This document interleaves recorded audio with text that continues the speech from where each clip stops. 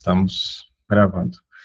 Então, como eu estava dizendo, estou finalizando o doutorado, já nas correções da tese, e ao longo da minha pesquisa, eu fui percebendo que existe uma dificuldade que ela não diz respeito apenas a pensar filosoficamente a questão, né? Como que a gente encara a política, né? Que tradicionalmente a política moderna excluiu as agências não humanas, né? O mundo dito natural ficava de fora. E quando a gente olha para a história do colonialismo, isso tem a ver com esse livro, né? Tudo que foi considerado natureza foi excluído da política, porque era visto como sem agência, sem voz, sem razão, né? E isso não para nos animais, não para nas plantas, abrangeu também os povos racializados, as mulheres, as crianças, os loucos, né? Na verdade, a lista é muito longa, né? Sobram poucos, sobram os homens brancos, dos europeus, né? Em preferência de certas posições sociais, aristocratas, no primeiro momento, né? Pré-capitalismo ainda. E a gente herda essa política, né? Por mais que houve vários processos de reforma, de tentativa de expandir esses limites, né? Ela permanece muito limitada e permanece excluindo a natureza, né? Ou aquilo que ela chama de natureza, que a gente vai, com esse livro também, a gente vai poder problematizar um pouco dessa noção da separação entre cultura e natureza, né? Mas para me ater a mim, e não ficar saindo demais, eu percebi que essa discussão ela tem um desafio que é afetivo também, que é quando a gente começa a olhar para o mundo dessa outra forma, a ponto de incluir tantas agências, a gente vai percebendo que existem dificuldades psicológicas de fazer isso. A gente está tão habituado a um mundo desanimado que quando a gente reanima esse mundo, né, é tão diferente que a gente estranha. Existe um estranhamento com relação ao mundo. E agora que a gente vê esse mundo ativo, né, esse mundo capaz de reagir às ações humanas, ou como a gente vai ver, não de todos os humanos, né, mas às ações da civilização moderna, a gente está sendo obrigado a fazer isso, a levar em consideração. E isso tem um impacto psíquico muito grande, né? E ver essas reações modificando aqueles padrões de clima que a gente está habituado, aquelas condições de vida que são favoráveis para a gente, tudo isso vai nos impactando. Então, fui percebendo a necessidade de fazer uma ligação com a psicologia, né? A ponto de perceber que, na verdade, eu queria trabalhar era com isso, que para a gente poder avançar para a questão política, falta muita discussão mais sensível, mais cuidadosa, e que isso não está sendo muito feito, né? Por um lado, as pessoas na psicologia ainda estão patinando, tentando entender como incluir essas outras relações, e na política a sensibilidade é muito baixa, né? A preocupação com os afetos é muito pequena. Então, eu fiz esse detour, né? Isso já tem aí pelo menos 2 anos. Comecei a estudar mais a psicanálise, que já era um tema de interesse, e finalmente caí na ecopsicologia, né, ou na psicologia regenerativa, que é um tema que eu e a Rai estamos desenvolvendo juntos. E é isso. Antes eu já estudava questões agrárias, né, no meu mestrado eu estudei a criação de propriedade intelectual sobre sementes, então a questão ecológica já estava colocada ali. Antes disso ainda, eu fui muito impactado por um projeto de extensão que eu fiz no assentamento sem terra, e nesse período de um ano a gente gravou um documentário, fez mutirões agroflorestais, cursos, passei um ano na Colômbia e lá também pude fazer um curso de permacultura de um mês, ficar um mês num eco-hostel que tinha esse viés. Conheci povos indígenas, pude tomar ayahuasca lá quando era muito novo ainda, isso me impactou muito. Então essas coisas foram construindo esse caminho para a gente chegar até aqui hoje, né? E a minha vontade é de estar construindo ou participando de alguma forma da construção de algo coletivo, um tipo de comunidade, uma forma da gente poder estar junto, se ouvindo, se conhecendo melhor e tentando encontrar formas de elaborar tudo que a gente está vivenciando, né? Nos últimos dias a gente está vendo, né, as fumaças aí, boa parte do país está sendo acometido por essas fumaças, tem gente adoecendo, mental, fisicamente, né? E isso faz com que o tema fique ainda mais urgente, mais em ebulição, né? Mas eu penso que o desafio, para finalizar já a minha apresentação, é a gente dar sequência nisso, mesmo quando não está tendo fumaça, mesmo quando a catástrofe não está no auge, né? Isso eu acho que é o mais difícil. Mas é claro, na hora que acontece, a gente aproveita para dar o grito, né? E falar, olha só, a gente está falando, vamos levar isso a sério. né? Mas é isso, vou, por agora, finalizar. Rai, você apresenta rapidinho também. Aliás, rapidinho não, o tempo que você quiser. E aí eu vou falar um pouco do grupo e quero abrir para vocês, tá bom? Oi, gente, boa tarde, acho que boa noite já, né? Passou das 6. É uma Vou pegar alegria uma, para. Oi? Ah, é uma alegria preciso para pegar mim uma. estar aqui hoje com vocês nesse grupo. Eu acho, estava aqui pensando na minha apresentação, né? No que eu poderia falar, por onde começar. Eu acho muito difícil fazer uma apresentação assim breve, mas eu vou tentar falar da minha relação com o meio, né? Desde muito. Eu sou do interior de Patos de Minas, né? De Minas Gerais, moro em Patos de Minas. Eu cresci aqui e sempre tive uma relação muito grande, assim, com roça, com mato, né? Minha infância toda foi brincando nas árvores, correndo no pasto, é, correndo atrás de borboleta, enfim, eu sempre tive esse olhar muito sensível para o mundo vivo que me cerca, né? Que nos cerca. E sempre me interessei por plantas, por bichos, né? Tanto que isso me levou ao vegetarianismo, enfim, e também sempre tive um sentimento de deslocamento em relação aos modos de consumo e padrão de vida vigentes, né? Especialmente no sistema, né? No sistema capitalista. Então, eu sempre tive essa sensação de inadequação. E por sempre também me interessar por pessoas e por ouvir histórias, aí eu fui para a psicologia. Então, eu sou psicóloga clínica, eu atuo na abordagem humanista, especificamente a abordagem centrada na pessoa, né, que olha para a pessoa, que entende a pessoa como é, a pessoa e as relações que essa pessoa estabelece, tanto com ela como com o meio, como foco, né, como o pressuposto ali da, da terapia em si. Então, não é uma terapia que ela não tem uma orientação diretiva, né, como outras abordagens já conhecidas, psicanálise, cognitivo-comportamental, enfim. Então, a gente não tem, nós humanistas, né, vou dizer assim, pela categoria aí, pela abordagem, não temos uma direção, né, a terapia, ela acontece na medida em que a pessoa se permite também ser ela mesma. Então, é um encontro que acontece em que existe essa autorização para falar sobre as questões que estão sendo sentidas, vivenciadas, e para acessar, né, esses afetos e em busca desse autoconhecimento. Mas eu, na minha trajetória profissional, comecei a perceber que as pessoas estavam adoecendo, não dentro dos sintomas e dos adoecimentos ali do DSM, mas por adoecimentos que, na verdade, não são nem adoecimentos em si, mas são sintomas relacionados a um modo de vida que está desconectado da natureza, né? Então é como se, e aí eu vou falar um pouco dessa separação, é como se você está na cidade e você precisa viver a sua vida, né? Tocar os seus projetos, trabalhar, ser funcional, mas ao mesmo tempo existe esse mundo natural que ele está lá fora, né? Então a cidade é aqui dentro e tem o lá fora.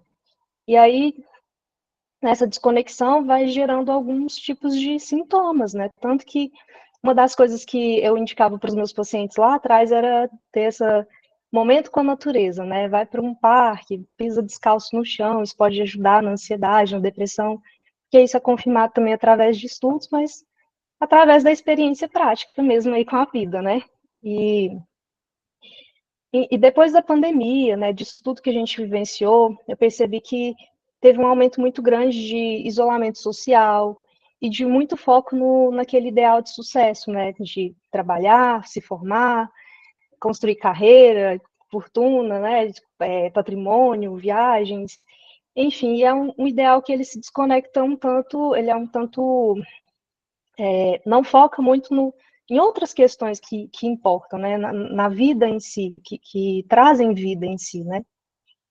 E aí, por esse caminho, eu cheguei na ecopsicologia, né, em busca desses recursos, porque, como o Gustavo mencionou, a psicologia, ela não tem tanto aparato, tanto recurso para poder correlacionar, né, trazer essa correlação entre pessoa e o meio. Existem aí algumas linhas, né, da psicologia ambiental, mas que não é esse o foco, não é esse foco de que a pessoa não está desconectada do meio, né? A gente está numa íntima relação com a Terra. E a ecopsicologia me ajudou bastante a entender um pouco melhor sobre isso e a conseguir também pensar em formas de abordar isso com os meus pacientes. E sou muito grata, né, ao Rosaki pelo trabalho que ele desenvolveu. Porém, eu vejo umas limitações na prática clínica. E aí, sobre como iniciar essa conversa, como acolher as pessoas.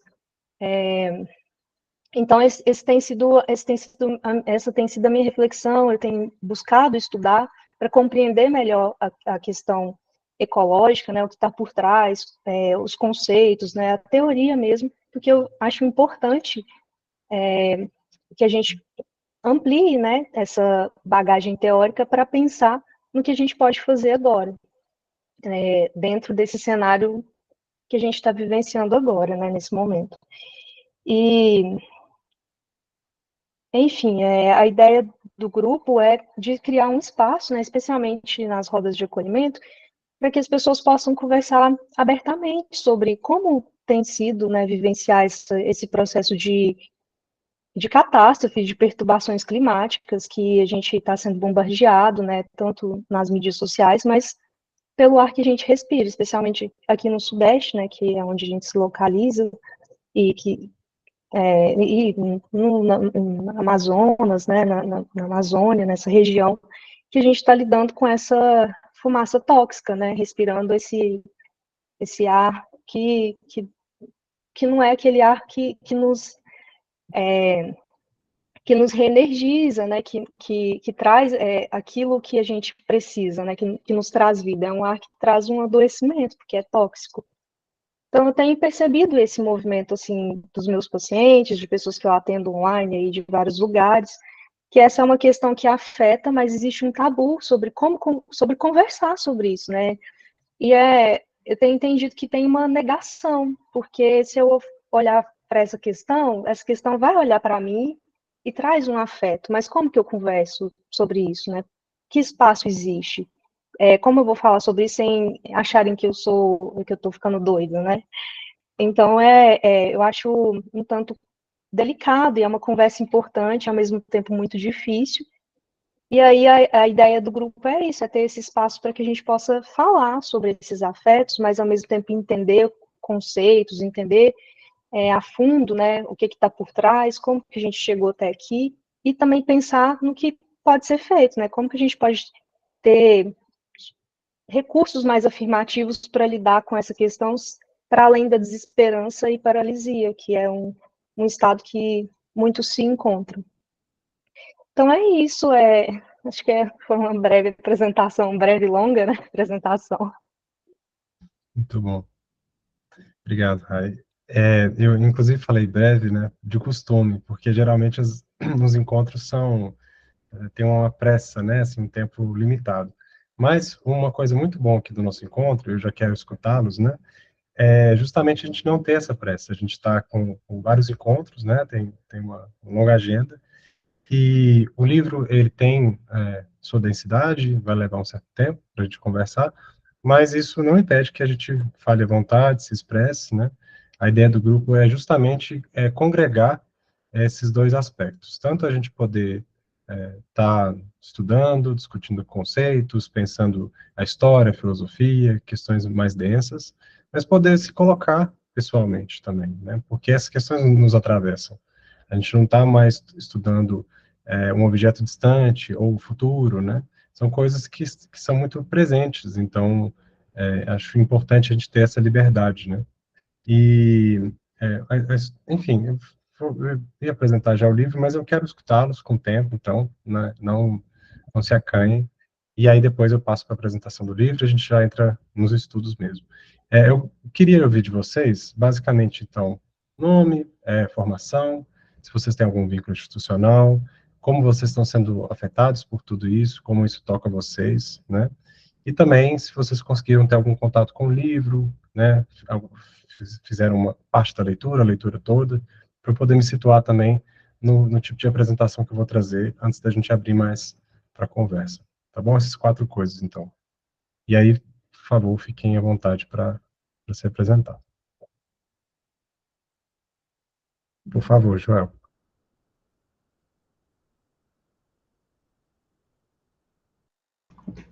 Você quer começar, Joel?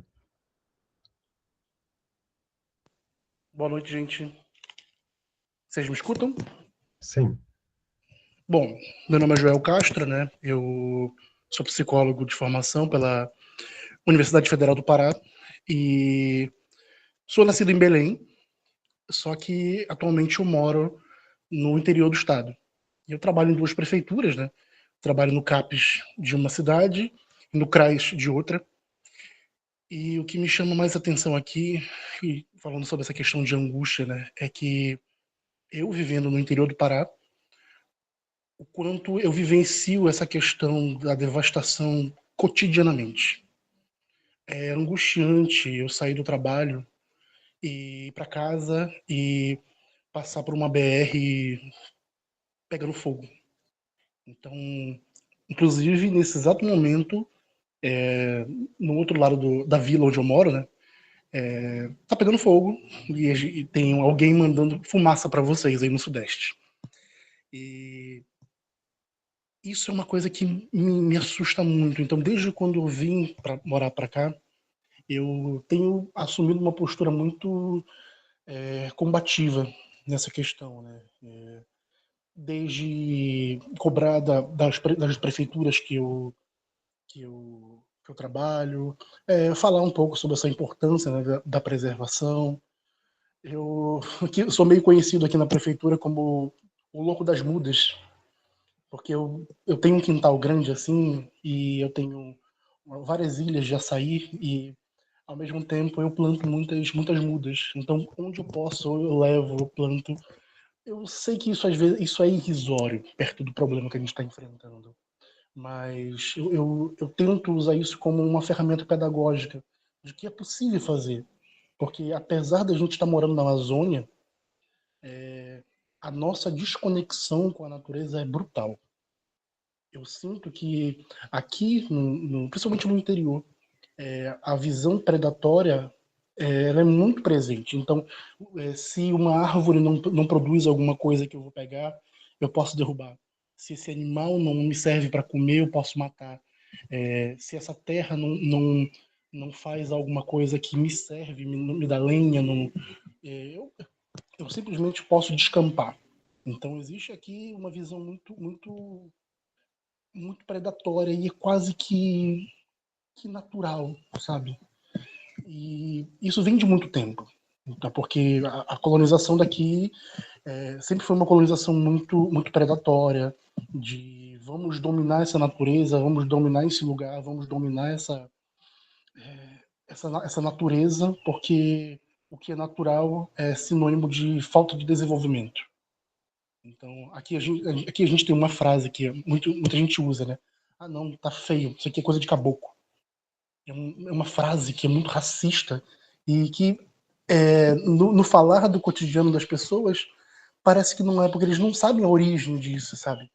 Então, é uma mistura de predação com distanciamento da natureza.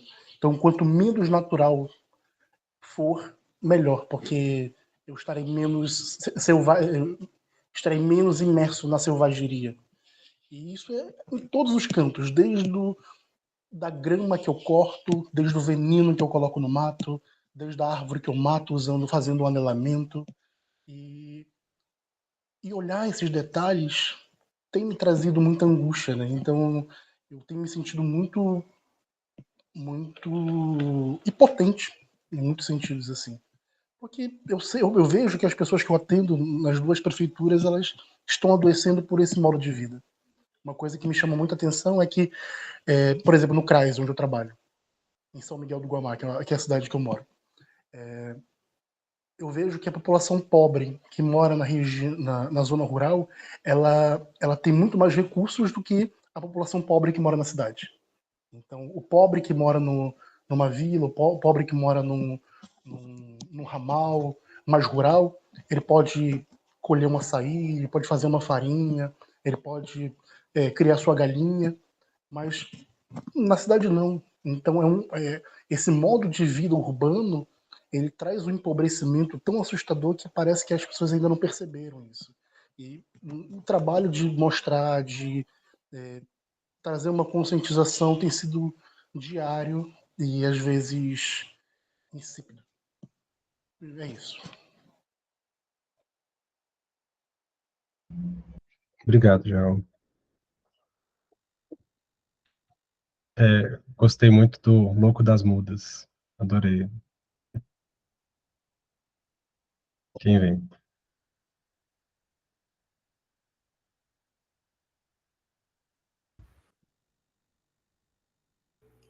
Opa, eu posso ir? Vocês estão me Alô? ouvindo bem? Tá bom. É, só um pouquinho. Bom, gente, prazer, muito bom estar aqui com vocês. Eu sou o Caio, eu tenho 25 anos, eu sou recém-formado em psicologia, eu formei ano passado, e esse ano já comecei na clínica enquanto faço uma pós-graduação em Gestalt terapia. Eu falo aqui do Mato Grosso do Sul, o polo do agro do Brasil, que também está uma fumaça muito feia há meses já, e há anos já que eu aprendi a ver, né, esses impactos com mais nitidez, assim, então não só essa fumaça que tá pior esse ano, mas não é o primeiro ano que a gente vê fumaça, obviamente não nessa intensidade, as ondas de calor também, a cada ano mais fortes, e aqui a gente sente isso muito, né, então, enfim, eu tenho uma relação meio que de amor e ódio, assim, com essa terra que é muito bonita, né, na sua selvageria bruta, assim, né, do Pantanal, mas ao mesmo tempo super violada, super explorada e é muito triste, assim, né. Em relação a como esse tema me afeta, é engraçado e eu penso nisso mais ultimamente, porque eu cresci, assim, aquela chamada criança de apartamento, né, então eu ia, aqui em Mato Grosso do Sul, em Campo Grande, é muito fácil. Se você não tem uma fazenda, uma chácara, mas você conhece quem tem, os seus amigos têm. Então eu fazia viagens ocasionais assim para o campo, para a mata, mas eu era até uma criança muito temerosa, né? Que tinha muito medo. E aí vem essa questão que hoje eu aprendo a enxergar, né? Essa separação que a gente faz entre o urbano e o rural, né? Nós e a natureza. E enfim, eu não era um contato muito íntimo, mas eu acho engraçado porque eu percebo que nos últimos anos pra cá, parece que tem despertado em mim, assim, uma necessidade de estar com a natureza. E aí onde eu reparei que estar nela aplacava a minha ansiedade de uma forma que eu só havia encontrado na meditação, assim. E era muito instantâneo, e isso me assustou, mas de uma maneira boa, assim, sabe? Eu fiquei, gente, o que que é isso que tá acontecendo?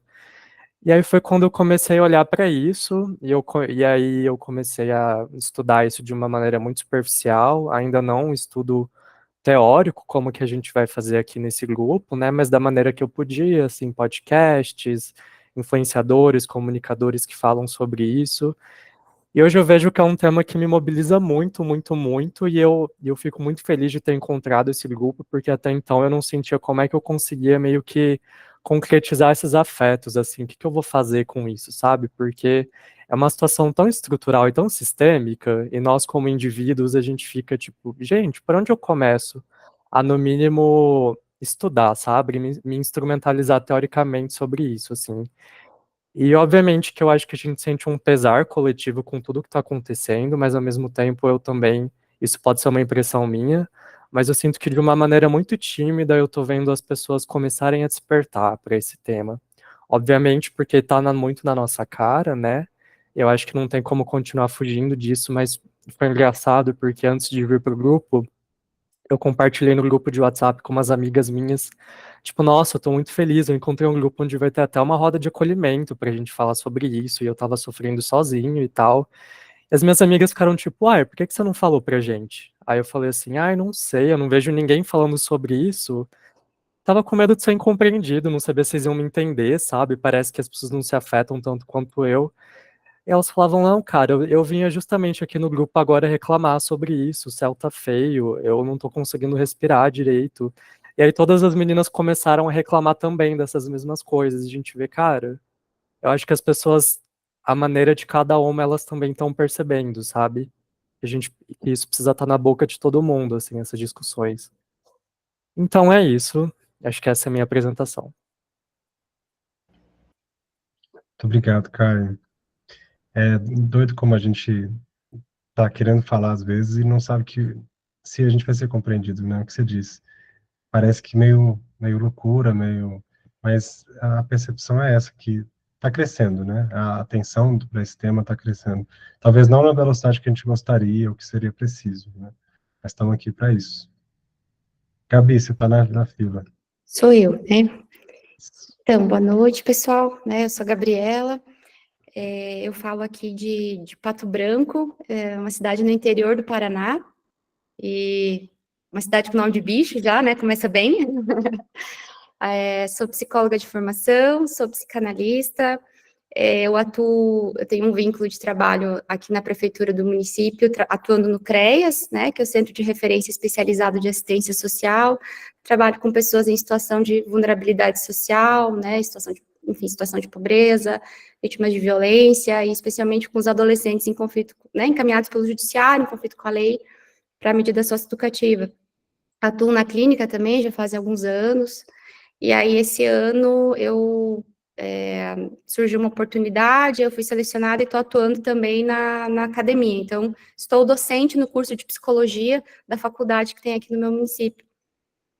E aí, o que me traz, né, até aqui, o que me aproxima, assim, da ecopsicologia, é que eu acho que a questão eco me atravessa e me toca desde a infância também, né, pensar uma ecopsicologia, assim, foi encontrar, acho que esse termo, né, esse conceito e o que ele carrega com ele, acho que foi um grande alento, assim, para mim, né.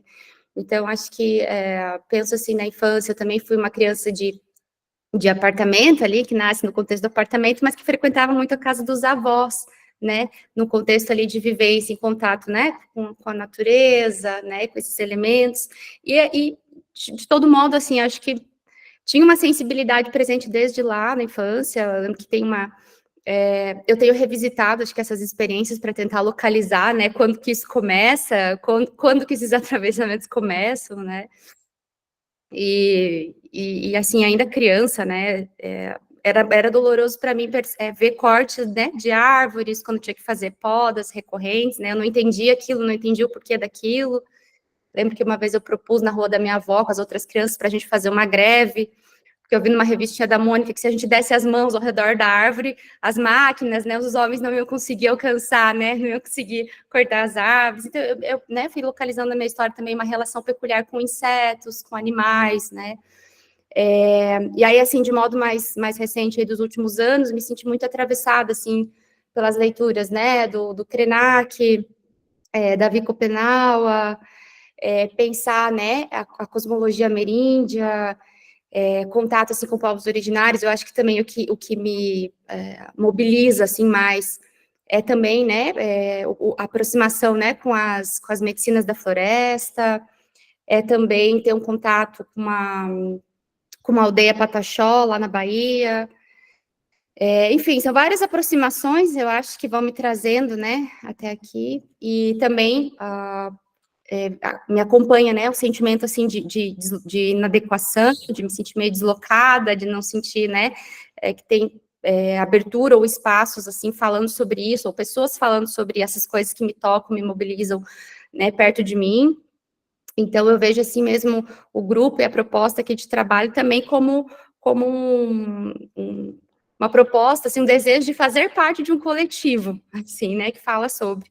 E que também é atravessado sobre, poder falar sobre esses afetos sem se sentir esquisitona, que parece que é uma coisa realmente, assim, que ninguém está muito preocupado ao redor, e que é muito estranho falar sobre isso, como se tivessem outras preocupações mais urgentes na frente, né, e tudo mais. E aí também tem algo, assim, recente na minha vida que, conversando, encontrei uma amiga, assim, que eu conheci muito recentemente, também muito tocada por essas questões, né, ambientais, e aí com os eventos das queimadas, e aí a gente, enfim, né, falando desse sentimento ali de impotência, surge a ideia de que a gente pode plantar, fazer alguma coisa local, né, plantar aí algumas mudas. Eu faço um contato com a Secretaria do Meio Ambiente, pergunto se eles têm um mapeamento das áreas degradadas, e aí eles colocam, né, propõem que tem regiões aqui, né, locais de degradação, né, em costas de rios, e aí a gente está organizando, então, já fez o pedido ali das mudas para a gente fazer plantio, assim, dessas áreas degradadas, né, que é uma coisa, assim, tentando descobrir o que fazer nesse cenário, para também deslocar desse sentimento, assim, né, de impotência, de não conseguir movimentar. E, bom, gente, eu acho que basicamente é isso, né? Só para dizer que tô alegre de estar aqui, de estar, né, desse trabalho que vocês estão propondo, e de poder trocar e ouvir, estar junto com pessoas que parece que vão entender, então, o que são esses afetos. Antes de eu encerrar, eu queria compartilhar uma situação que me tocou muito, que foi recente, aconteceu agora, nesse fim de semana. Veio visitar aqui na cidade os meus tios, eles têm 2 filhos, que são os meus priminhos, um deles tem 7 anos. E aí ele foi me chamar para brincar, e aí quando eu fui brincar com ele, a brincadeira que ele propôs foi a seguinte: vamos brincar de... A gente vai ter que inventar... Como que foi? A gente vai ter que inventar o que fazer para aguentar altas temperaturas. Vamos brincar de o que fazer para aguentar altas temperaturas. Eu fiquei assim, ó... eu não sabia nem... Foi uma ambivalência de sentimentos, assim. Eu me senti arrasada e, ao mesmo tempo... também tinha uma alegria no sentido de perceber, assim, que ele tão pequeno, assim, sendo tocado por isso, e aí de ver uma coisa, assim, que é dolorosa, porque é escancarar que eles, né, se a gente já está lidando com isso, eles, enquanto crianças, vão lidar muito mais, mas, ao mesmo tempo, uma potência, assim, né, a criança de 7 anos está começando a fazer ensaios de sobrevivência, né, de condições climáticas, né, eles estão percebendo. Então, acho que me tocou muito isso e, enfim, senti de compartilhar com vocês. Obrigada. Muito obrigado, Gabi. Forte pensar nisso, né? As crianças já se adaptando. Próxima fila aqui, aparece Cristina Klein, por favor. Olá, boa noite. Estão me ouvindo? Sim. Sim. É um prazer muito grande estar aqui. Meu nome é Cristina, eu moro em Sapucaia do Sul, região metropolitana de Porto Alegre, 30 quilômetros de Porto Alegre. E a minha formação é a nível médio, eu trabalho na área administrativa, não tenho muito conhecimento técnico na área ambiental, nem, né, como ativista, né? Mas eu sempre tive uma conexão muito grande com a natureza, porque para mim é muito óbvio. Para mim é uma coisa, né? A natureza existe sem o homem, mas o homem não existe sem a natureza. Isso para mim é tão claro, eu não preciso ter grandes estudos, ter grandes formações, sabe? Isso é óbvio. E eu estou vivendo, assim, o sentimento de luto. Eu estou muito triste, assim, porque aqui em Porto Alegre nunca teve essa questão da fumaça, a gente teve sempre um ar mais limpo, assim, né? E quando começou a vir essa questão da fumaça, e a Prefeitura de Porto Alegre anunciou ali medidas para cuidar da saúde das crianças, e eu fui ver, eu disse, não, isso é por causa dos incêndios, né, as queimadas na Amazônia e no Pantanal. Eu disse, mas como assim? Estão incendiando a nossa floresta amazônica, e tá todo mundo normal, ninguém tá fazendo nada. Eu não entendi isso, sabe? Eu comecei a falar com algumas pessoas do meu convívio, mas as pessoas, ai, que triste, pois é, mas não tem nada que a gente pode fazer. E continua tocando a vida como se tivesse tudo normal. Eu disse, meu Deus, aí aquele sentimento de inadequação, acho que me identifiquei muito com o Caio ali, né? Tu fala para as pessoas, tipo, parece que não estão dando bola, embora a gente saiba que tem movimentos e muitas pessoas, né, estão fazendo algumas ações, mas é tudo muito isolado. Então, quando veio esse grupo, eu disse, ai, meu Deus, alguém tá se importando, alguém tá dando bola, alguém tá vendo isso, não sou só eu, né? Porque eu não entendo, assim, como as pessoas não vão para a rua, eu sinto muita falta de uma liderança, dessa questão de tu ter um lugar, um espaço, alguém que não seja, claro, da área política, governamental, mas alguém que tenha um conhecimento, né, na área técnica, ambiental, e que possa organizar, porque as pessoas muito estão nessa tristeza, mas não sabem o que fazer, e aí tu vê que ninguém está fazendo nada, e tu fala daquilo, parece que é um assunto meio proibido, tu te sente mal de falar daquilo, aí tu está sendo chato, e aí não tem o que fazer, então vamos todo mundo esperar o Brasil pegar fogo, a natureza, sabe? É um sentimento, assim, de impotência, de tristeza, de luto, de não saber o que fazer e de saber que algo precisa ser feito urgente. Então, graças a Deus que tem esse grupo aqui, pelo menos eu consigo expressar a minha indignação com acolhimento. Então, acho que é isso. Muito obrigada. Obrigado, Cristina. Você não está só. Estamos juntos aqui para nos fortalecermos mesmo, né? A gente não está louco. Tem o que a gente pode fazer, às vezes não na Amazônia, né? Mas a gente é capaz de agir, de reagir na situação, né? E vamos se fortalecer nesse momento mesmo, né? E ter essa clareza de que as pessoas que estão evitando olhar para isso porque a dor é muito grande, né? E às vezes simplesmente seguir com já tantos problemas do dia a dia e a correria acaba sendo a forma mais conveniente, né? Mas o incômodo está lá, ele só está reprimido, né? Só está sendo apagado de alguma forma.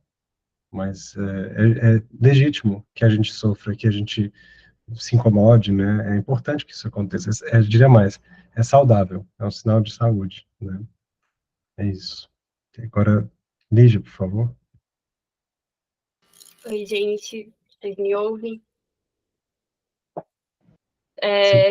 Eu não sei muito bem por onde começar, porque acho que todas as falas de vocês que vocês estão trazendo conectam muito comigo, assim, e acho que todos nós aqui, né, temos essas preocupações, e eu tô, assim, tremendo com esses relatos.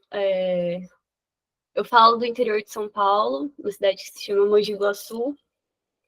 Eu sou formada em cinema e audiovisual, atuo como produtora cultural aqui na universidade, já atuei como professora de arte também, e atuo como artesã, enfim, estou dentro desse lugar das artes, tento me inserir e tento trazer a questão ambiental sempre, assim, porque acho que assim como vocês, me atravessa desde muito nova também, assim, me lembro de vários momentos, assim, de observar e perceber coisas, essa relação com a natureza, com a água. Eu lembro quando eu era criança, nossa, eu tinha uma preocupação tão grande, assim, com o gasto de água, eu brigava, assim, em casa por causa disso. E o meu TCC, o meu trabalho de conclusão de curso, eu fiz um documentário sobre o rio que atravessa aqui a nossa cidade, o Rio Mogi Guaçu.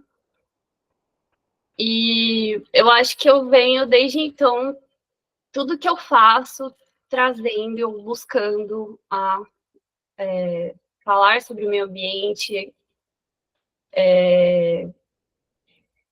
de alguma forma mostrar isso, né, entender. Mas eu percebo essa grande paralisia, assim, de todos, assim, da sociedade. Eu tive algumas experiências na escola, assim, com alunos, de levar documentários. A gente fez um documentário sobre um córrego aqui na nossa cidade. E ver que a juventude, né, por mais que a Gabriela trouxe um relato do priminho, né, da criança que traz essa preocupação, mas eu tive contato, assim, com uma juventude muito desanimada, sabe? Muito onde o celular e esse mundo virtual era tudo que importava, e isso foi uma coisa que mexeu muito comigo, assim, também ter essa percepção, enfim. Acho que é isso, eu estou muito feliz de ter encontrado, encontrei hoje o grupo, né, esse lugar, esse lugar de encontro, para poder transbordar mesmo, né, tudo isso, e construir algo, né, e retomar também, porque eu acho que, para mim, assim, em muitos momentos, desde muito cedo também, eu tive esses ímpetos, assim, de vou fazer alguma coisa, e fazia, só que parava. Passava um tempo, não consigo mais, não tá fazendo sentido, e eu faço sozinha, e não encontro meios de continuar assim, tá? Mas acho que São coisas que urgem, e acho que é importante a gente entender de que forma a gente pode tocar as pessoas, né? Porque, como vocês falaram, isso já está dentro delas também. De que forma a gente pode trazer isso para fora e transformar isso numa prática, né? Transformar isso em novos hábitos, assim. É isso. Obrigada, gente. Obrigado, Lígia. Giovana, Olá, gente, boa noite. boa noite. Bom, eu acho que a gente acaba se conectando um pouquinho com a fala de cada um aqui, e vou tentar ser um pouco breve, porque acaba que quando o pessoal tá falando, eu já estava pensando, né? Pensei, nossa, tem tanta coisa para falar, né? E eu acho que a gente vai ter vários dias também para estar conhecendo cada vez mais uns aos outros, né? Mas eu me chamo Giovana, eu sou catarinense, eu nasci e cresci na praia, eu nasci em Florianópolis, mas eu cresci em Balneário Camboriú, o que foi uma questão muito complicada para mim desde sempre, porque Balneário Camboriú é a Dubai brasileira, né? Então, eu já tinha esse vínculo com a natureza e eu cresci num ambiente muito capitalista de ostentação, assim, e eu nunca me senti pertencente, ao mesmo tempo, era meu lar lá, né? Era minha praia, e tu vê aquele ambiente sendo degradado é muito triste, até hoje, assim, né? O lugar que eu visitava hoje virou uma montanha-russa gigante, né? Então, acaba que são coisas que que até é meio chocante. E desde muito nova eu fui a ovelha verde da família, né? Então, sempre tive esse vínculo aí com a parte ambiental. Com 14 anos eu comecei a fazer um técnico em meio ambiente, então foi aí que eu me identifiquei e falei, é esse caminho que eu vou seguir. E hoje eu tenho formação, eu sou engenheiro florestal, eu fiz no interior de Santa Catarina, onde neva, e durante a minha faculdade toda eu trabalhei, fui bolsista de iniciação científica com florestas que são florestas que elas estão em altitudes muito altas e que, com as mudanças climáticas a tendência é que elas deixem de existir, porque não tem mais para onde elas migrarem, né? Então, quanto mais quente fica, não tem para onde aquele bioma aí, né, que subir mais. E aí também era bem complicado você ir em florestas, ver coisas e você falar, cara, em algum momento isso aqui pode ser que não exista mais. Eu comecei um mestrado na USP com recuperação de áreas degradadas e que fui atingida pela pandemia. Então, quando eu estava ali na metade do mestrado, começou a pandemia, eu não lidei nem um pouco bem, assim, com o isolamento social, ainda mais com essa minha vivência muito próxima com a natureza, né? Eu estava muito acostumada a sempre estar no campo, executando atividade, e com isso eu nem consegui finalizar meu mestrado. Eu me desliguei e vim aqui para o Pará, que é onde eu estou hoje.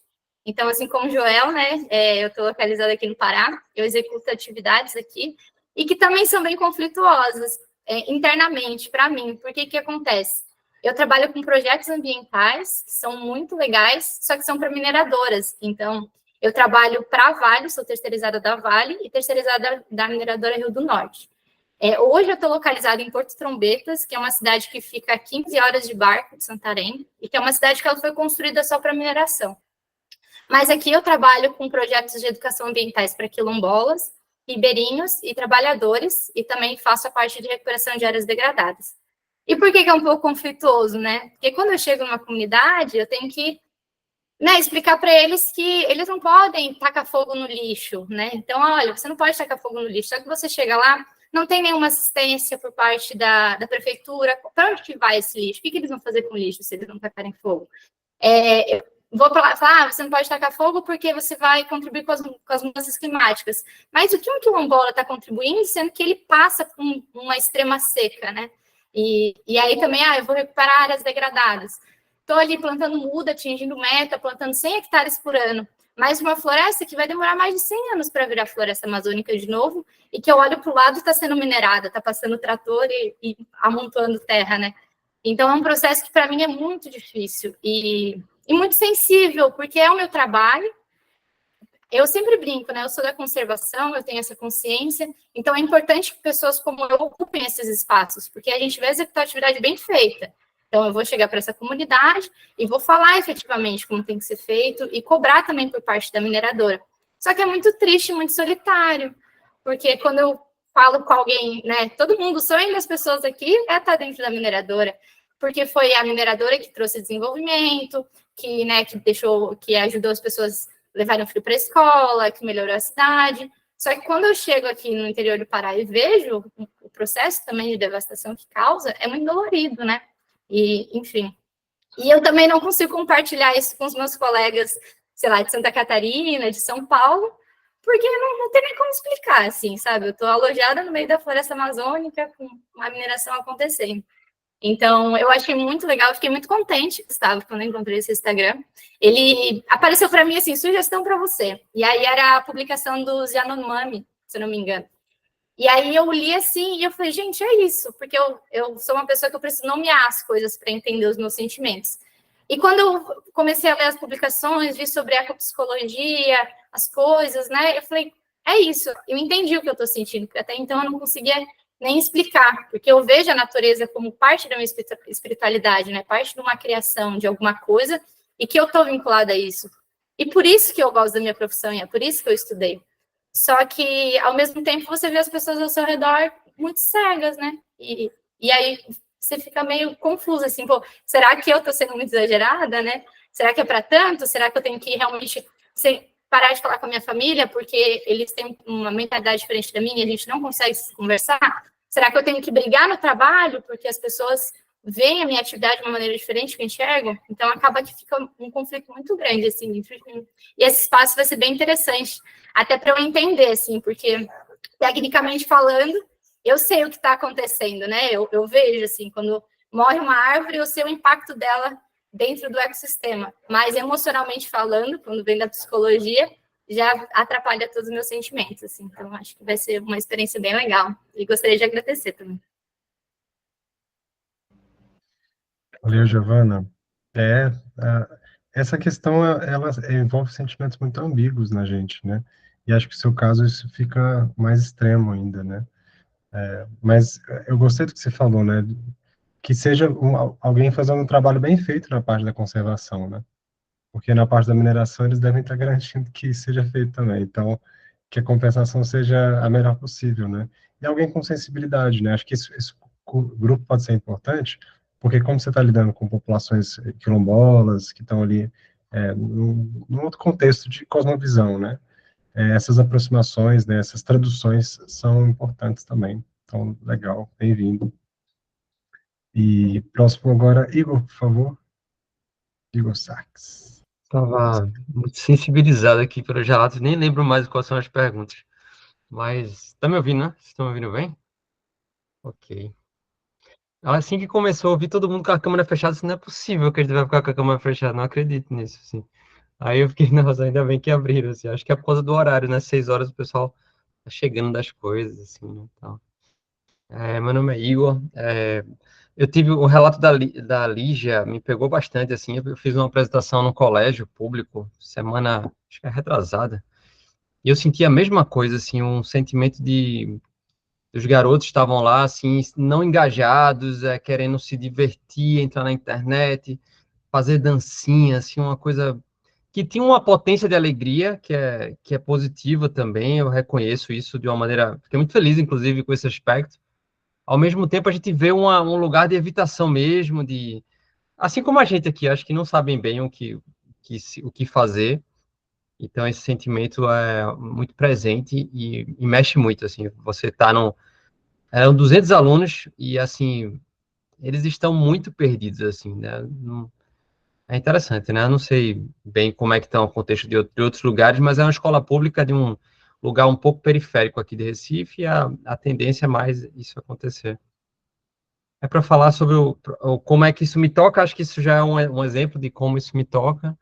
Acho que assim como vocês também, acho que como esse garotinho que a Gabriela trouxe, eu me pego às vezes fantasiando e pensando nesses lugares de sobrevivência, como é que vai ser para nesses ambientes, assim, acho que eu tenho essa vulnerabilidade, esse receio de como vai ser, às vezes até me subestimo, também eu acredito de como é que eu posso vir a lidar com isso. Eu faço atualmente mestrado em educação, trabalho com atenção plena, que é uma área também que está muito colonizada, muito cooptada por um discurso neoliberal de que vai reduzir estresse, a gente vai reduzir ansiedade, mas não tem um aspecto de ação, não tem um aspecto coletivo. Então, eu venho trabalhando numa nova compreensão da atenção plena a partir do Krenak, de algumas sabedorias ancestrais, a própria sabedoria budista, também resgatando a sabedoria por trás, que é muito esse lugar da simplicidade, de você não precisar consumir, não precisar... que é o que a gente não vê atualmente na nossa sociedade. Então, respondi, acho que algumas coisas. Quais são as 3 perguntas mesmo? Era nome, formação e ligação institucional e como isso te afeta. Acho que é isso. Eu sou terapeuta integrativo também, faço atendimento clínico, conduzo grupos nessa área também de educação socioemocional, educação étnico-racial, nesses campos e vivendo essas contradições, eu acho, né? A Giovana falou agora, eu fiquei super sensibilizado também, porque deve ser difícil isso, né? Trabalhar na mineradora e ter uma consciência ambiental bem desafiante isso. Então, assim, também tenho essas contradições e como homem branco também, trabalhando com esses temas, bem difícil para mim também.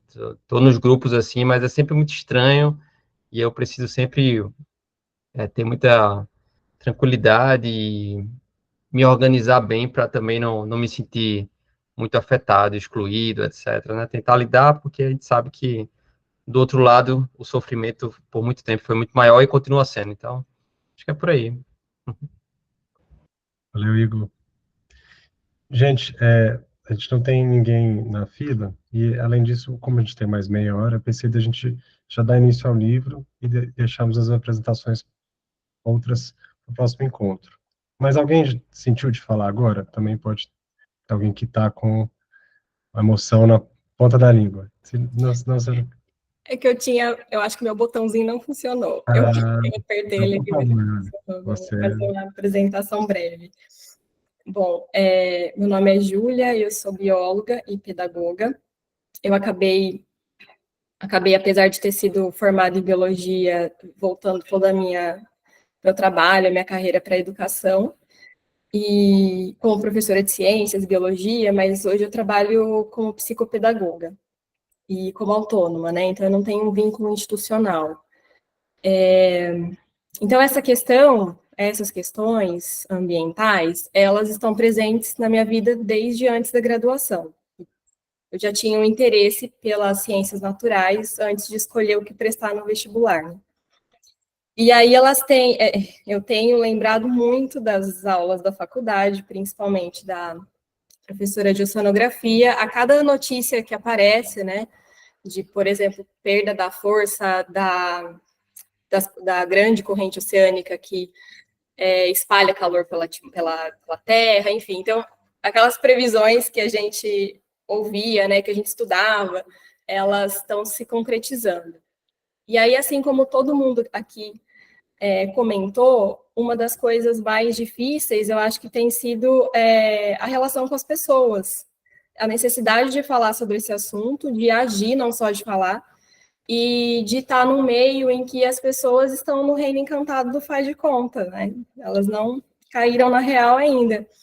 Mas isso não significa que nós somos preocupados demais, bom, todo mundo sabe disso, né? O que eu acho é que o papel de quem consegue ver, enxergar, e é o papel da ciência, da comunicação e da educação é justamente esse, fazer a galera cair na real, né? Eu me interessei muito por esse grupo, tanto pelo aspecto teórico, porque como eu acabei fazendo todo o meu percurso de pós-graduação, mestrado e doutorado na educação, eu acabei me distanciando um pouco dos autores que falam das questões ambientais. E recentemente eu descobri a Donna Haraway, não conhecia ela, né, que é uma bióloga que tem um pensamento muito interessante, inclusive uma proposta de toda uma ética, né, para a relação entre o ser humano e a natureza para esse momento de catástrofe.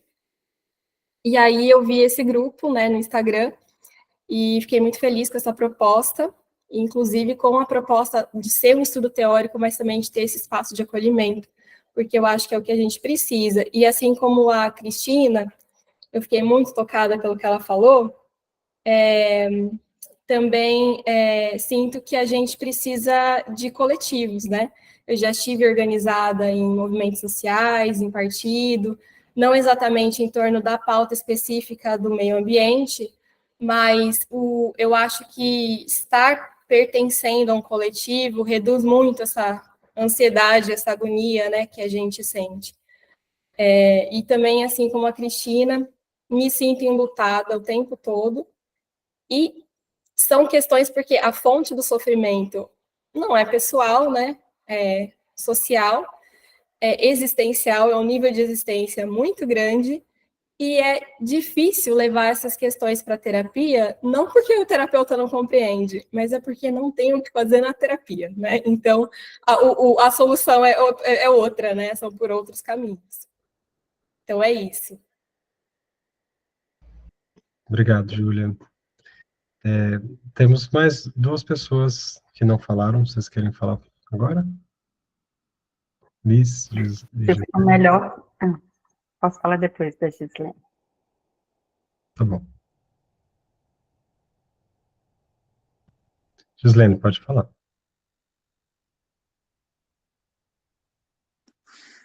Bom, eu sou a Gislene, eu estou aqui em São Paulo.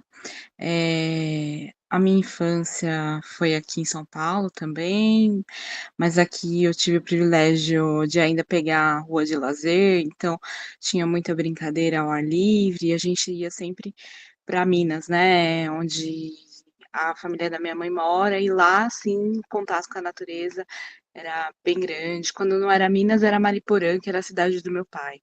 Então, a gente estava sempre em contato com a natureza. E eu acho que isso foi muito importante, assim,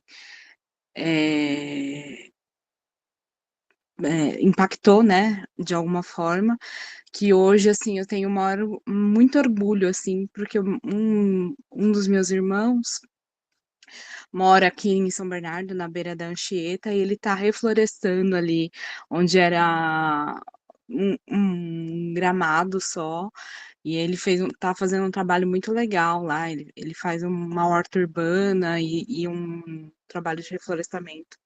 Ele pega... Aqui a minha casa também vira plantio de mudas, então isso é muito legal, assim. Mas eu mesma tenho feito pouca coisa, assim, não tenho contato com isso. Eu tô numa transição agora de trabalho, né? Trabalho no SUS. Tô indo para Guarulhos, no CAPES.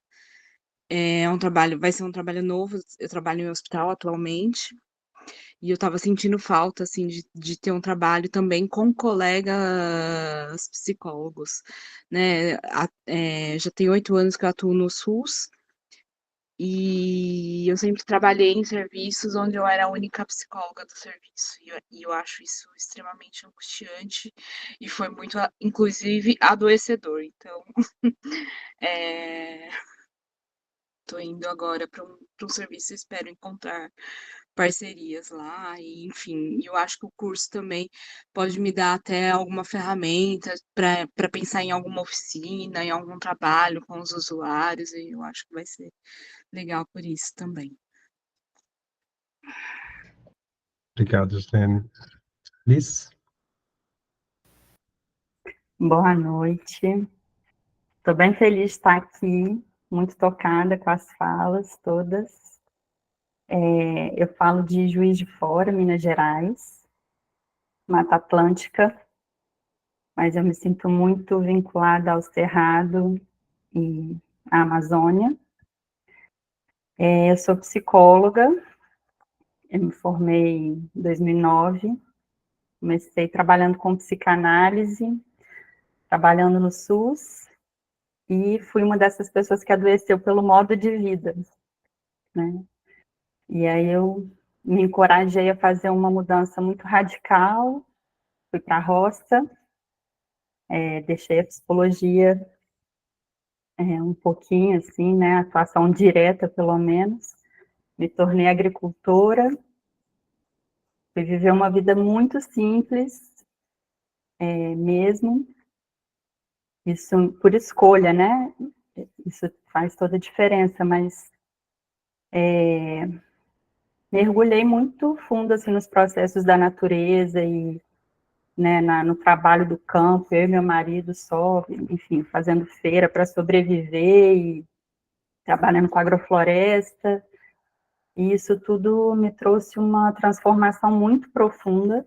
Eu fiquei 6 anos trabalhando só com agroecologia e jovens infratores, em centro socioeducativo, escola, agricultores, articulando rede de agricultores na minha cidade. E aí voltei a sentir o chamado assim, para a clínica, e quando eu voltei para o consultório, a psicanálise não cabia mais, assim, o meu olhar tinha mudado, né? Muito. Então, eu busquei entender o que eu estava sentindo, percebendo, assim, encontrei a Gestalt terapia, venho me formando nessa área, e mais do que isso, eu encontrei a ecopsicologia, né? E fez todo sentido para mim. Eu falei, nossa, é isso, né? É exatamente isso que eu vivo, que eu estou vendo acontecer. Alguém já fala disso, que bom. Me senti menos, né, assim, mais dentro de alguma coisa, assim, pertencendo a um grupo. E aí eu fiz a formação do IB, né, do Instituto Brasileiro de Ecopsicologia. Então, hoje eu trabalho com ecopsicologia já. Já trabalhava, mas não tinha esse nome, né? E estou trabalhando no IB também. Muito legal ver, assim, cada vez mais pessoas, né, buscando e encontrando, assim, um caminho. Então, é muito forte isso, assim, ver essa egrégora crescendo, se fortalecendo. Então, estou bem feliz de estar aqui e venho buscando, assim, uma outra, né, perspectiva mesmo, assim, esses estudos. Eu sou muito da prática, quero conhecer mais, assim. Acho que eu ouvi falar de você, Gustavo, não tenho certeza, mas no GEA, no Grupo de Educação Ambiental, que a Angélica Cossenza está à frente, aqui na UFJF. Angélica, o quê? Ela trabalha com ecologia política, enfim, eu tenho essa sensação, mas não é uma certeza. Estamos na mesma área, né? Pode ser que a gente já se encontrou, sim. Então, assim, eu participei um pouco do GEA, mas eu vi que, assim, a academia, para mim, ela está muito morta. Essa que é a verdade. Então, né, fiquei feliz de ser um grupo, assim, não estar dentro da universidade, mas poder estudar e trocar, assim, né? Só de ter afeto no meio já faz toda a diferença. Então é isso. Obrigada pela oportunidade também. Muito obrigado, Liz. Colega aí já, né, com psicologia. Muito legal, vem do IB, né, que é o centro de referência aqui no Brasil, né? E interessante esse movimento que você relata, né, de estar na psicologia e sentir essa necessidade de ir para o campo, né, de estar plantando, de estar nesse contato. Essa é uma conexão que pode não parecer óbvia, né, mas ela é. Como a Cristina falou, né, a gente está na natureza de uma forma muito visceral, né, assim, então, acho que é também uma procura que a gente tem, talvez, de cura, né, de retorno mesmo a esse lugar ancestral, né, e a agricultura é uma forma fundamental de fazer isso. E já aproveitando o gancho que você trouxe da ecopsicologia, acho que o propósito do grupo também, a gente tem aí mais 20 minutos para pensar no livro e tudo mais, é poder, talvez, complementar a ecopsicologia, porque ela nasce com um viés muito, né, de trazer essa conversa ecológica para a psicologia, de expandir a clínica, expandir o horizonte do que é levado em consideração quando a gente pensa em saúde mental. Tem elementos do que é social, da política, mas por a psicologia ter ficado tão focada no social, né, para não dizer na família, né, mas depois nessa expansão para o social, eu sinto que houve também uma espécie de, vou dizer dessa forma, um exagero em ficar muito focado na ecologia e o social ficar um pouco de fora, né. E nem falo em relação ao IB, falo de forma geral, assim, né, no que eu vejo, no que eu já li, e é normal, porque a gente estava com um desequilíbrio, então a gente tenta compensar, né, e falo social, estou pensando também nas relações políticas, históricas, né, e eu entendo também porque existe sempre o risco de a gente entrar nesse assunto e esquecer da ecologia. Quando a gente está tratando dessas 3 áreas, né, o que o Guattari chama de ecosofia, ou as 3 ecologias, aí o risco de a gente deixar pelo menos uma área de fora é muito grande, né? E a gente está sujeito a isso. Então, a ideia do grupo, da gente trabalhar especificamente com o livro do Malcolm, né, é porque eu percebo que ele fez esse esforço com esse cuidado, né, de conseguir colocar as coisas em diálogo e, de alguma forma, então, tornar a ecopsicologia mais politizada, mais histórica, né, porque a gente olha muito hoje, por exemplo, a discussão sobre estou vendo na rede social, né? Ah, o governo devia estar fazendo, o último governo, tudo isso importa. Mas por que que a gente está vivenciando isso exatamente, né? Por que que, de onde que vem essa trajetória que não começou ontem, nem há 20 anos atrás, né? Em direção ao abismo, digamos assim, né? E por que que a gente está com tanta dificuldade de se desvencilhar disso? Tem um porquê, né? Porque isso constitui um tipo de sociedade que a gente criou. Isso está na nossa linguagem, na nossa forma de se referir ao mundo, nossa forma de pensar o nosso lugar no mundo. Então, são questões que elas são constitutivas, né? Elas não são, tipo, eu quero mudar de visão, agora eu li os fatos, né? Li os dados e eu tenho consciência e pronto, agora eu ajo diferente no mundo. Quisera que fosse tão simples, né? E por muito tempo a conscientização ambiental focou muito nisso, né? Vamos entender o problema. Se as pessoas entenderem o problema, elas vão saber reagir, elas vão mudar de atitude, né?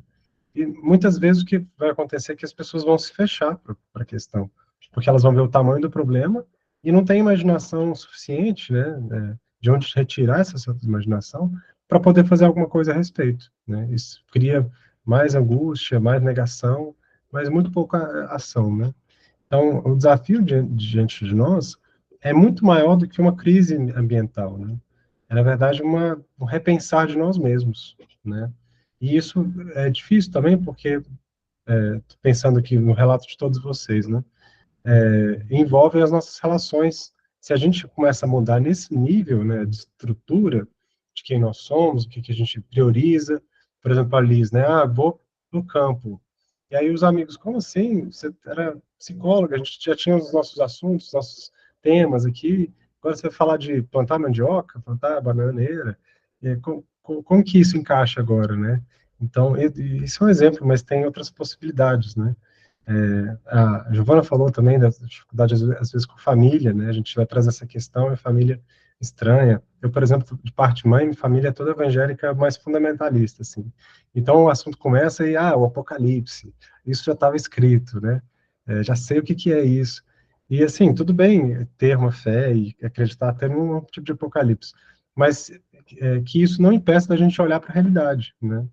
E ver, enxergar o que está diante dos nossos olhos, né? Mais do que teorias e conspirações, enfim. Então, essa delicadeza, para fechar, e a gente fala um pouco do livro, eu percebo que ela faz com que a gente precise mais do que discutir questões teóricas, muito filosóficas, dados, né? Que dá para a gente fazer muito isso. Eu estou há alguns anos mergulhado nisso e percebo que isso tem um limite muito claro, né? Então, a gente passou boa parte do nosso encontro se ouvindo, e eu acho que foi o encontro mais transformador que eu já participei discutindo essas questões, muito mais do que se a gente ficasse debruçado em gráficos e tudo mais. Enfim, estou muito feliz, adorei ouvi-los e ouvi-las, estou me sentindo fortalecido aqui. E para a gente entrar no livro, né, eu queria saber se vocês conseguiram ler alguma parte, ler tudo que eu selecionei, como que foi, assim, só uma confirmação mesmo, porque a gente está com o tempo mais apertado. Igor, se quiser comentar alguma coisa, podem falar, vamos sem... Eu levantei a mão sem querer, eu ia fazer o legalzinho. Legal. Que bom, porque minha ideia com esse livro também é porque ele tem uma linguagem que eu considero clara, autoexplicativa, né, e bem completa. Então, Níger chegou mais recente, mais agora, né, e assim, por um lado, eu quero fazer um sobrevoo no livro, que mesmo quem não pôde ler aquele encontro, aquela parte, consiga acompanhar e entender bem, mas eu acredito que a leitura prévia, e se a gente conseguir fazer aos pouquinhos, né, vai favorecer muito a compreensão, tá bom? O livro do Malcolm, esse nome, né, ó, tá vendo aqui os... Uhum. Isso. A gente vai lendo o que é dentro do possível também, porque muitas demandas, né?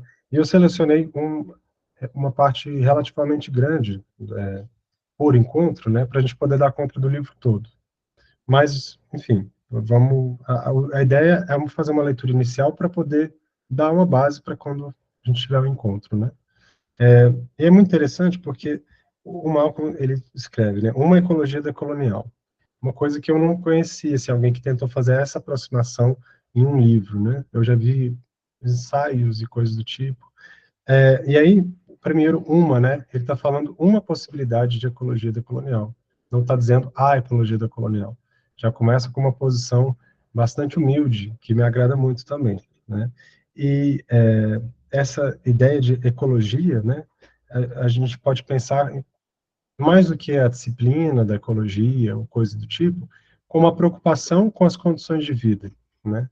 E se for as condições de vida no planeta, a gente pode pensar como um termo que eu acho importante da gente pensar nele, que é a habitabilidade, né? Que é um conceito que diz respeito às condições de vida, mas de um planeta como um todo, né?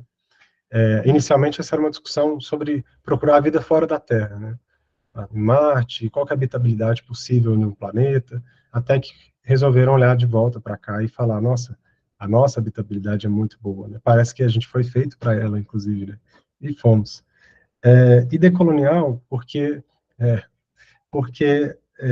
ele está pensando a ecologia tradicional como uma ecologia colonial, né?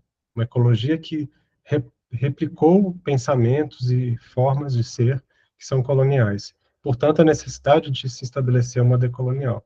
E quando ele fala decolonial, é recorrendo a um conceito que diz o seguinte: aconteceram as descolonizações formais, os países se tornaram independentes, né, e agora eles têm seus próprios governos, mas a estrutura, né, por detrás de tudo isso, ela permanece muito pouco alterada, se não até reforçada, eu diria.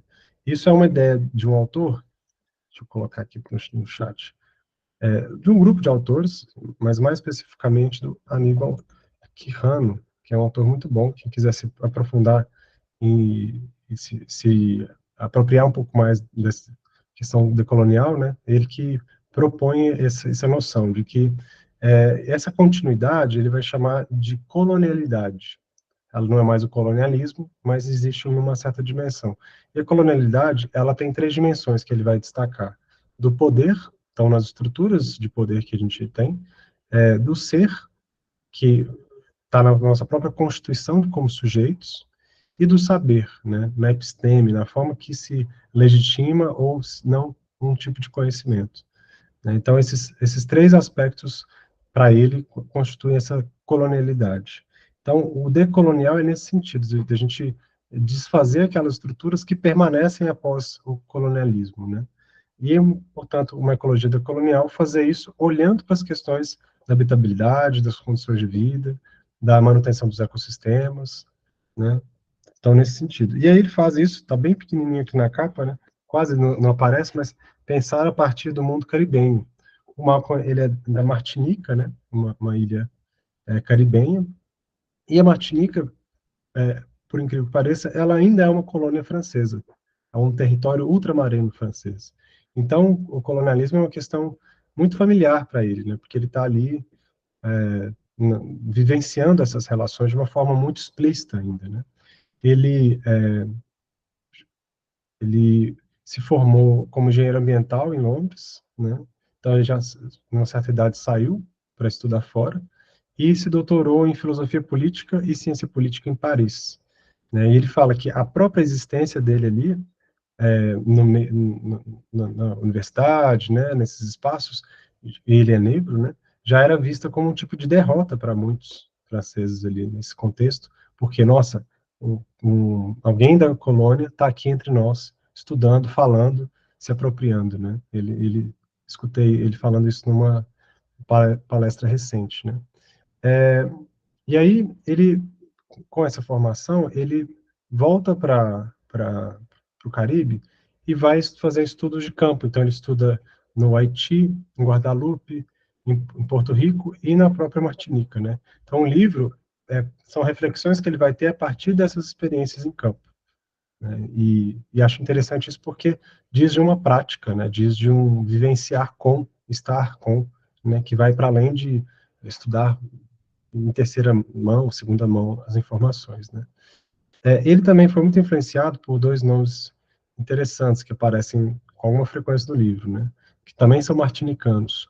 O Aimé Césaire, que é um poeta e filósofo, que ele tem uma frasezinha que vai aparecer que é muito bonita, a gente talvez chegue nela aqui, e o psiquiatra e também filósofo Frantz Fanon, que escreveu Peles Negras, Máscaras Brancas, Os Condenados da Terra, né, um autor importante também para ele, e que aparece como uma referência aqui no livro. Né? E o livro ele é organizado a partir de uma metáfora, da metáfora do navio, né? Ela aparece de diferentes formas. Talvez a primeira delas é que a modernidade é uma espécie de navio negreiro, né? Um navio que está enfrentando uma tempestade ecológica. Essa é a imagem que ele constrói, né? E esse navio ele reproduz, né, as hierarquizações coloniais. Então, no convés, você tem os comandantes, né, as pessoas que estão dirigindo esse navio, supostamente, e no porão tem a população racializada, né? Então, divisão entre brancos e colonizados. Só que no ambientalismo, tradicionalmente, ele tem pensado em salvar o navio, né? O navio da modernidade, mas muitas vezes sem ouvir as vozes que vêm do porão. Ele vai apontar isso. Ou mais, às vezes, sem reconhecer a existência do porão colonial, né? E ele vai chamar, então, por isso que seria um ambientalismo colonial, porque ele não reconhece essas relações, né? E mais, ele é um tipo de arca de Noé, esse navio proposto pelos ambientalistas, porque ele quer salvar o navio da forma que ele está. Então, ele não está preocupado na manutenção, na existência de um mundo, mas na continuação do navio da modernidade nas estruturas que herdamos da colonialidade, né?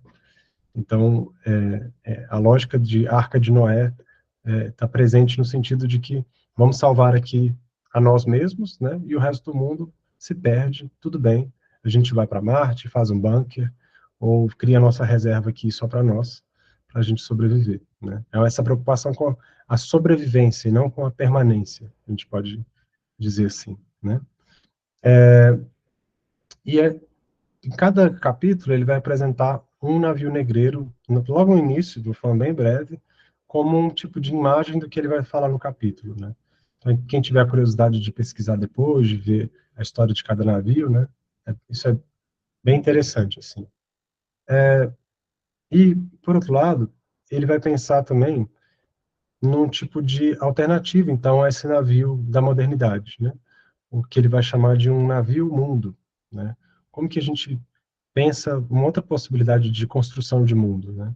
Ele está muito focado na noção de mundo e não tanto de planeta, Terra, porque ele vai dizer que a Terra ela é a matriz do mundo, mas é a fonte, mas o mundo excede ela, porque o mundo tem que ser construído. A Terra está dada, mas o mundo está em construção, né? E esse navio mundo, a proposta dele, citando o próprio Aimé Césaire, é da gente ir em direção ao centro da tempestade. Em direção à tempestade é se confrontar com essas questões, é olhar para o porão, é olhar para a história colonial, é olhar para essas questões que geralmente não aparecem, não são reconhecidas quando a gente está pensando na discussão ambiental mais frequente, né? Eu tinha separado aqui mais alguma coisa, deixa eu ver se eu não deixei passar. Um outro tema que aparece importante, né, antes da gente já fechar, é que esse navio, né, ele é baseado num tipo de, quando ele chega num lugar, um tipo de habitar específico, né, que a gente vai ver na primeira sessão do primeiro capítulo. Estava até selecionado para hoje, mas a gente pode ver com mais calma no próximo encontro. Esse habitar colonial, ele se institui por uma série de documentos, ele é bem declarado de forma bem clara, né, bem colocada. E ele envolve, primeiro, um tipo de de... Como que ele coloca? Me fugiu a palavra agora, mas tem 3 aspectos principais do habitat colonial. Um deles é a exploração da natureza, né? A exploração da natureza e de tudo que foi considerado natureza, né? Se a gente lembrar que as populações racializadas foram vistas como em estado de natureza, né? Então, como elas não tinham civilização, teoricamente não estavam modificando a terra, não estavam implementando a agricultura, que hoje a gente sabe que não é verdade, né? Que, na verdade, parte, pelo menos 10, mas provavelmente 25% até da Amazônia foi antropomorfizado, de uma forma boa, né? Eu lembro até de um amigo que morou muito tempo na Europa falar que, é muito diferente estar na Europa, porque lá é muito antropomorfizado, né? Perguntava, mas depende do que a gente está vendo, que é a modificação humana, né? Porque a biodiversidade da Amazônia está relacionada à presença humana, né? Tem até uma série que saiu, Amazônia, Arqueologia da Floresta, que está disponível.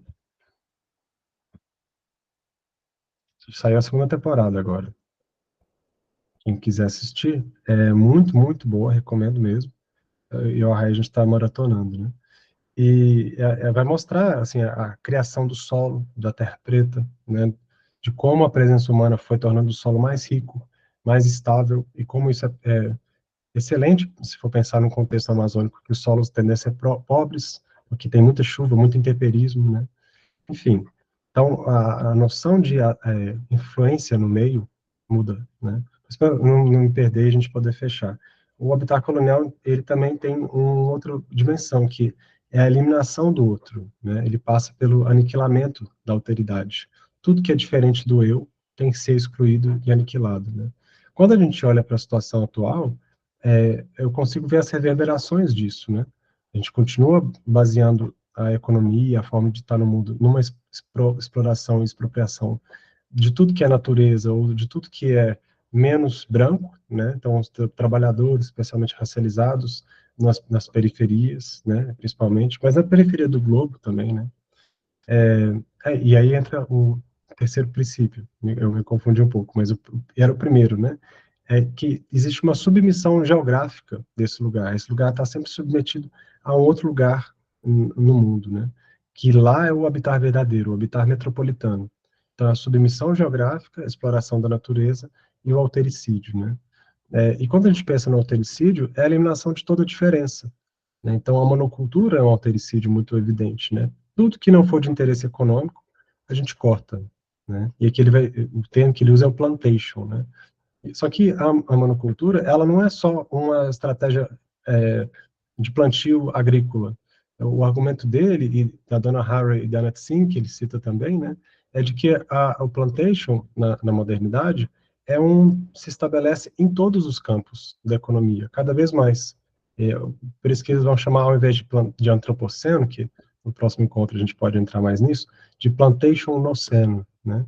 Um nome feio para um sistema muito feio também, né? Mas a ideia é de que existe uma generalização das práticas de plantation, né?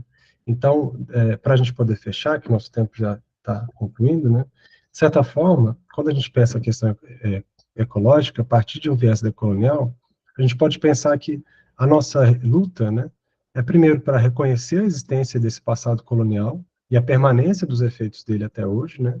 E identificar isso nas nossas vidas, no nosso entorno, como que isso aparece, como que é a continuidade, a expansão das práticas de plantation, né, se faz presente, né? Em que medida elas são as responsáveis pelo que a gente está vivenciando. Quando a gente pensa na queimada, né, nada mais é do que a reprodução das práticas de plantation, né, que são as queimadas para poder limpar o terreno para plantar de novo, feitas agora numa escala ainda maior, com um viés político, né, que a gente sabe que, para além dessa prática comum, a gente tem também um tipo de tentativa de represária, né? De dizer, olha, agora o governo não está fazendo nada. Não que ele esteja fazendo muitas grandes coisas, mas ele não está incentivando a queimada mais, né? Isso, infelizmente, isso já é um ganho no país. Então, de alguma forma, o ar não está sendo respirável é consequência da plantation, né? E isso a gente está colhendo, né? Da pior forma agora. Então, enfim, essa foi uma apresentação inicial. Tem muitos outros aspectos interessantes do livro, que não vou conseguir entrar hoje. E eu espero que vocês consigam ter tempo para dar uma olhada nele. É realmente uma leitura, assim, transformadora, eu acho, porque ajuda a gente a se situar e colocar em categorias mais claras essas questões, né? Então, é uma boa fonte de pesquisa também, ele traz muitas referências. E, por hoje, eu acredito que foi o bastante para a gente começar, tá bom? Alguma questão, alguma coisa, podem me mandar também no WhatsApp, e a gente segue conversando, segue junto aqui. Muito, muito feliz de estar com vocês, viu, gente? Uma alegria. É isso. Nos vemos quinta-feira que vem. Estamos juntos. E seguimos. Obrigada, Valeu, gente. Obrigado por Então, hoje. Até boa mais. noite. Noite. Tchau, tchau. gente. Boa noite. Boa noite, povo. Boa noite.